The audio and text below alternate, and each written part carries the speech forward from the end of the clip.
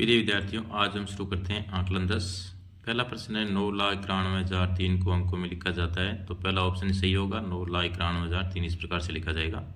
दूसरा प्रश्न है संख्या 2,57,601 में लाख और सैकड़ा के स्थान पर आए अंकों को बदल दें तो कौन सी संख्या बनेगी? तो संख्या बनेगी 6,57,201। तीसरा प्रश्न है अनुचित भिन्न 22/7 की मिश्र भिन्न क्या होगी? तो इसको मिश्र भिन्न में भाग देके बदलेंगे तो 7 का भाग पहले 3 बार जाएगा, 1 से बचेगा 7 आ जाएगा, 3 से 1/7। चौथा है निम्न में से 1 से 1/2 की तुल्य भिन्न क्या होगी? तो भिन्न है 2 एकम 2 और 1 3/2 हो जाएगी। 3/2 की तुल्य भिन्न हम 4/4 से अंश और हर में गुणा करके निकालेंगे तो भिन्न आएगी 12/8। पांचवा प्रश्न है निम्नलिखित भिन्नों की तुलना कीजिए और बीच में छोटा बड़े बराबर का निशान लगाना है। 2 से 1/3 और 4 से 1/3 में बड़ी भिन्न छोटी कौन सी भिन्न है? तो देखिए जो 2 से 1/3 है वो छोटी है आगे वाली भिन्न से। 5 से 1/2 11/2, 5 से 1/2 को हम मिश्र भिन्न बदलेंगे तो 11/2 ही होगी, दोनों भिन्न बराबर आ जाएगी तो बराबर का निशान आएगा। 6 सही 2/3, 5 सही 2/3। देखिए भिन्नों को पहले अनुचित भिन्न बदलेंगे तो हमें प्राप्त होगा कि जो 6 सही 2/3 है वो बड़ी होगी 5 सही 2/3 से। 2 सही 2/7, 3 सही 2/7 हर की संख्या समान है, इनको पहले हम अनुचित भिन्न बदलेंगे तो हमें ज्ञात होगा कि जो 2 सही 2/7 है वो छोटी होगी 3 सही 2/7 से। क्वेश्चन नंबर 6 सत्य असत्य कथनों को छांट करके लिखना है।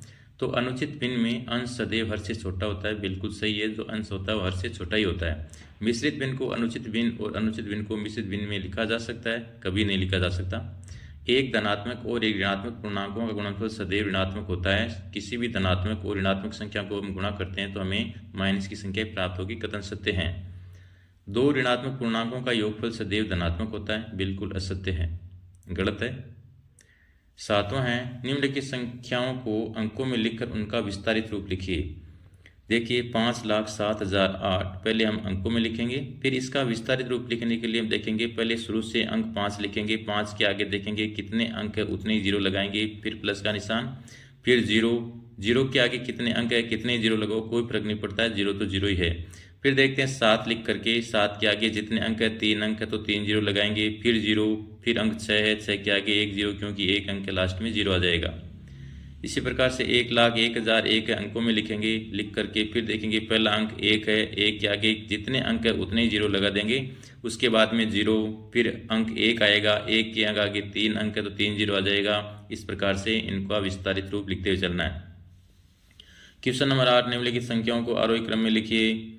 आरोही क्रम होता है बढ़ता हुआ क्रम छोटे से बड़े की ओर। तो इनमें देखेंगे जो 4 संख्याएं दी हुई है, सबसे छोटी संख्या 9,087, उससे बड़ी 65,281, फिर 1,07,321, फिर 6,08,000, फिर आगे है 15,002, 3,02,000, 8,713, 5,005।